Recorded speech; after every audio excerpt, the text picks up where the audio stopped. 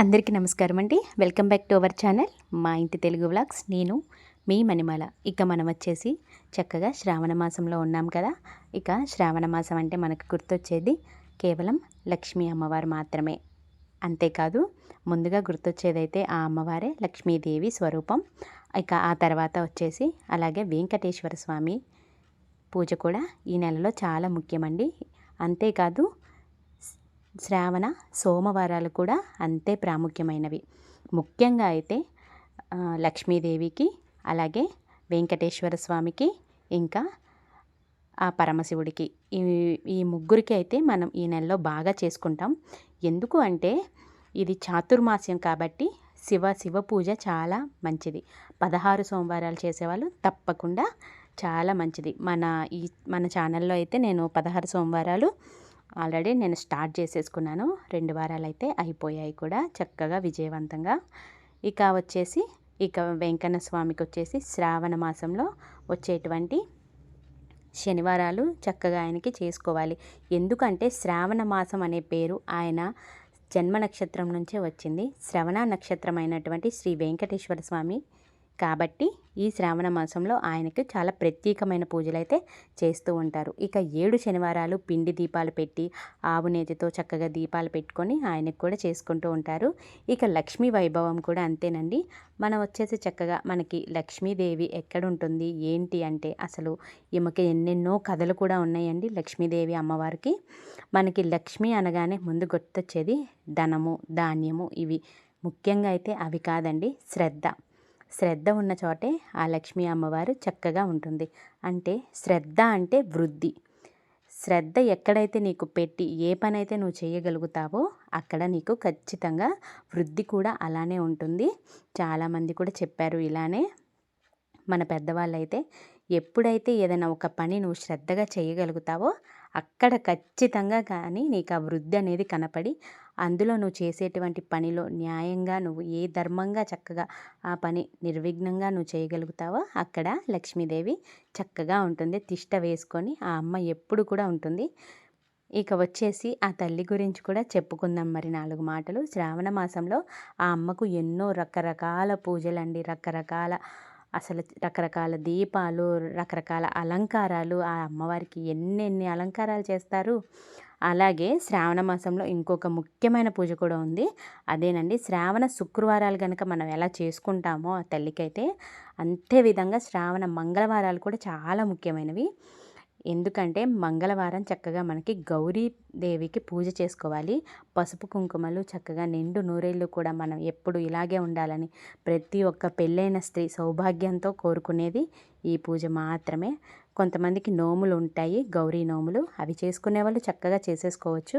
లేదు నోములు లేవు మేము చేసుకోవాలి గౌరీ పూజ అనుకుంటే చక్కగా ఇంట్లో అమ్మవారి ఫోటో ముందు పెట్టుకొనైనా చేసుకోవచ్చు. లేదా చిన్న గౌరీదేవిని చేసి పసుపు ముద్దలో చక్కగా చేసేసుకొని పెట్టుకొని చక్కగా పూజ చేసుకోవచ్చు.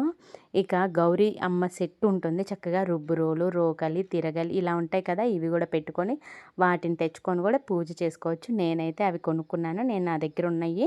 నేను అవి పెట్టుకొని మొన్న మంగళవారం రోజు పూజ చేసుకున్నానండి. నేనైతే గౌరీదేవి పూజ నేను ఎప్పుడు కూడా చేసుకుంటూనే ఉంటాను. గౌరీదేవి పూజ నాకైతే నోములు లేవు, కానీ నేను గౌరీ పూజ మాత్రం ఖచ్చితంగా అయితే చేసుకుంటూ ఉంటాను.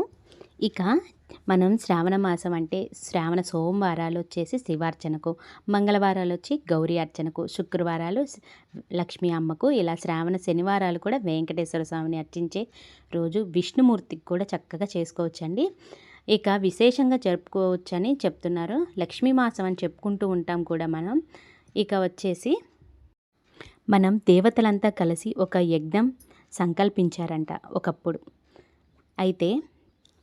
ఒకప్పుడు ఇక ఆ దేవతలంతా యజ్ఞం చేయాలని సంకల్పించినప్పుడు ఆ సప్త ఋషులు ఏమన్నారంటే ఈ యజ్ఞ ఫలితాన్ని ఎవరైనా సర్వోత్కృష్టమ దైవానికి సమర్పించాలని భావించారు. ఎవరు యజ్ఞ పురుషుడు అని భావిస్తే త్రిమూర్తుల్లో ఎవరో ఒకరిని యజ్ఞంలో ఆయన మొత్తం యజ్ఞానికి అధిపతిని చేయాలని భావించారంట. ఈ త్రిమూర్తుల్లో ఒకడు ఎవరు గొప్పవాళ్ళు అనేది తెలుసుకోవటం కోసం బ్రాహ్మ మానస పుత్రుడైనటువంటి భృగు మహర్షిని అందుకు పంపించారు. అయితే భృగువు ముందు బ్రహ్మలోకానికి వెళ్తే తండ్రిని ఎంత పిలిచినా ఆయన పలకలేదట. ఆయన సృష్టి క్రమంలో ఆయన హడావిడిలో ఆయన ఉన్నాడన్నమాట.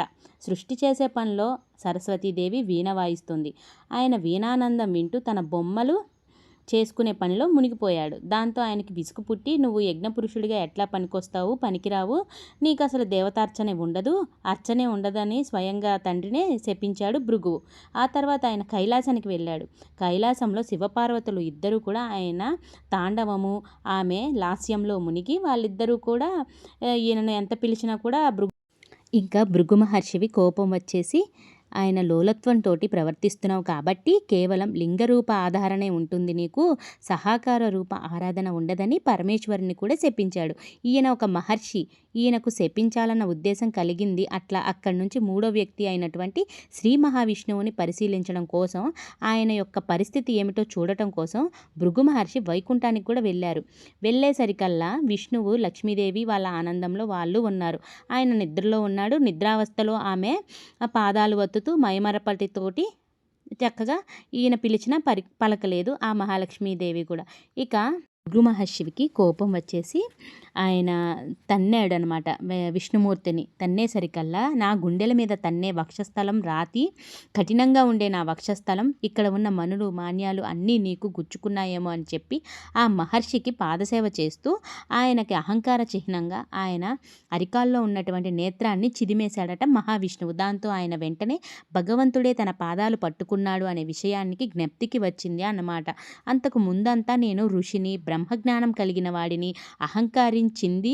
ఆ అహంకారంతో తండ్రిని, సాక్షాత్తు తనకి తండ్రి అయిన బ్రహ్మదేవుని తర్వాత సర్వాలయంకారుడైనటువంటి పరమేశ్వరుని కూడా శపించి ఈ మహావిష్ణువు మీద ఇటువంటి అవజ్ఞతోటి ప్రవర్తించానని చాలా సిగ్గుపడి బాధపడ్డాడు.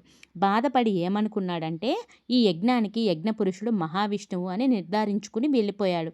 నిజానికి భృగు మహర్షి ఒక కల్పంలో మహాలక్ష్మికి తండ్రి. ఆమెను భార్గవి అంటారు. ఈ కల్పంలో ఈవిడ క్షీరసాగరం నుంచి ఉద్భవించింది అన్నమాట. ఆమె కోపం పట్టలేకపోయింది. ఆయన నిన్ను తంటే నా స్థానమైన హృదయాన్ని తన్నాడు, నన్ను హృదయంలో పెట్టుకుంటాను అన్నావు నువ్వు. ఆ స్థానంలో తన్నాడు కాబట్టి నేను నీతోటి ఉండను, ఈ అవమానాన్ని నేను సహించలేనని వెళ్ళిపోయింది. పిల్లలు ఆయన మన కుమారుడు, కుమారుని వంటివాడు. శిశువు మన శిశువుతే మనం కోపం తెచ్చుకుంటామా? శిశువు అయితే గనక మనం కోపం తెచ్చుకోము కదా అని విష్ణువు ఎంతగానో చెప్పసాగాడు. కానీ ఆమెకు కోపం తగ్గలేదు, వెళ్ళిపోయింది. ఎంతగానో మహావిష్ణువు బతిమిలాడసాగినా ఆమె ఆగలేదు, వెళ్ళిపోయింది. ఎంత శిశువైనా నేనైతే పడను, నేనైతే ఒప్పుకోను అని ఆమె కోపగించుకొని వెళ్ళిపోయింది. ఆ వెళ్ళిపోయిన తర్వాత ఆమె కొల్హాపురంలో అలా ఉండిపోయిందనమాట. ఈ లక్ష్మీదేవి వెళ్ళేసరికల్లా వైకుంఠం శూన్యమైపోయి మహావిష్ణువు ఆమె కోసం ఆమెను వెతుకుతూ ముల్లోకాలను వెతికాడు. కానీ ఆ తల్లికైతే కోపం వచ్చి కొల్హాపురం వెళ్ళిపోయి అక్కడ ధ్యానంలో ఉండిపోయింది ఆ అమ్మ, భూమి మీదకు వెళ్ళిపోయి. అయితే విష్ణుమూర్తి కూడా కోపం వదిలేసి ఆ తల్లిని వెతుక్కుంటూ వెళ్ళి భూమి మీదకు వచ్చి మన తిరుమల కొండల్లోనే ఉండిపోయాడని వాక్యం ఉంది. మహావిష్ణువు మన ప్రాంతానికి రావడం, ఆయన తిరుమల కొండల్లో ఉండగా ఆయన ఆకలి దప్పులతోటి అలమటిస్తున్నాడని, లక్ష్మీదేవి మీద విరహంతో బాధపడుతున్నాడని తెలుసుకున్నటువంటి దేవాది దేవతలంతా కలిసి ఒక గోవత్సాన్ని సృష్టించి ఆ ప్రాంతానికి పంపించారు. ఆ కాలంలో రాజుగా ఉన్న ఒక చోళరాజు రాజ్యం చేస్తూ ఉన్నాడనమాట. అప్పుడు ఆ ప్రాంతానికి లక్ష్మీదేవి స్వయంగా నాదుడు, లక్ష్మీదేవి నా నాదుడు బాధపడుతున్నాడని ఆ ఆవును దూడను తీసుకొచ్చి రాజుకు అప్పగించిందనమాట. ఆ ఆవు దూడ చాలా సర్వలక్షణ సంపన్నంగా ఉన్నాయి. కానీ రోజు ఆ గట్టు మీదకి, ఆ గుట్ట దగ్గరికి వెళ్ళి ఆ పుట్టలోకి పాలు జారవిడిచి వచ్చేస్తుందని ఆవు కొన్నాళ్లకు తెలుసుకున్నటువంటి ఈ పుట్టలో పాలు విడుస్తుండగా దానివల్ల దూడ కూడా పాలు చాలడం లేవని పశువుల కాపరికి అర్థమయ్యింది. అయితే గమనించిన ఆ ఆవు ఈ పుట్టలో ఎందుకు ఇలాగా జారవిడుస్తుంది పాలు ఏంటి అని తెలుసుకోవాలని వెళ్ళి చూశాడు. అయితే చోళరాజుకు కూడా చెప్పారు. అప్పుడు చోళరాజుకు కూడా ఈ ఆవు పుట్టలోకి వెళ్ళి ఇలా పాలు ఎందుకు విడుస్తోంది ఏంటి అని ఆయనకి చెప్పగా, గోకాపరి సర్వలక్షణ సంపన్నుగా ఉన్నాయి, ఈ గట్టు మీదకెక్కి గుట్టలో పాలు ఎందుకు పోస్తుంది ఏంటి అని ఆయన తెలుసుకోవాలని అనుకున్నాడు ఆయన కూడా. ఇట్లా పుట్టలోకి పాల విడుస్తుందని, దానివల్లే దూడకు కూడా పాలు చాలడం లేదని ఆయనకు అర్థమైంది పశువుల కాపరికి.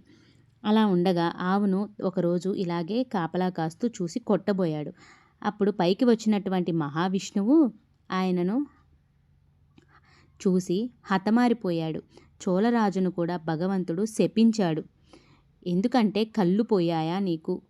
నీ ప్రాంతంలో ఇలాంటి పని జరిగింది కాబట్టి. అయితే అప్పుడు కొంచెం దెబ్బ కూడా తగిలింది మహావిష్ణువుకి. ఆ తర్వాత ఆయన తిరుమల కొండ మీదే వెంకటాద్రి తర్వాత ఆ మహావిష్ణువు తిరుమల కొండల మీద వెంకటాద్రి మీద బకులామాత ఆశ్రమానికి చేరాడు. లక్ష్మీదేవి యొక్క అంశ పద్మావతీదేవిగా ఆకాశరాజుకి దొరికింది. భూమిని తనుతూ దువ్వుతూ ఉండగా, అంటే నాగేటి చాలలో సీతాదేవి ఎలా దొరికిందో అదేవిధంగా పద్మావతీదేవి కూడా ఆకాశరాజుకి నాగేటి చాలులోనే దొరికింది. ఆ ఆడ శిశువుని పెంచుకున్నారు వాళ్ళు.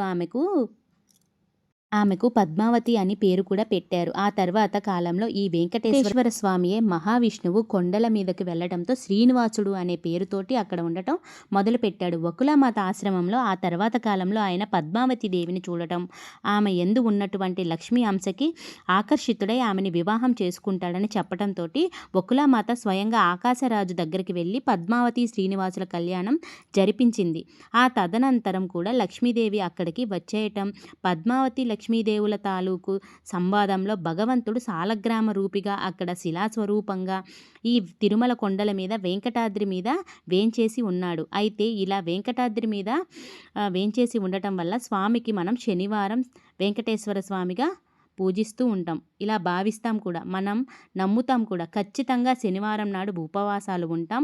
వెంకటేశ్వర స్వామి కోసమే శనివారం నాడే కాలినడకన వస్తూ ఉంటాం, వెళ్తూ ఉంటాం. దేవాలయాలకు కూడా తప్పకుండా వెళ్తాం కదా.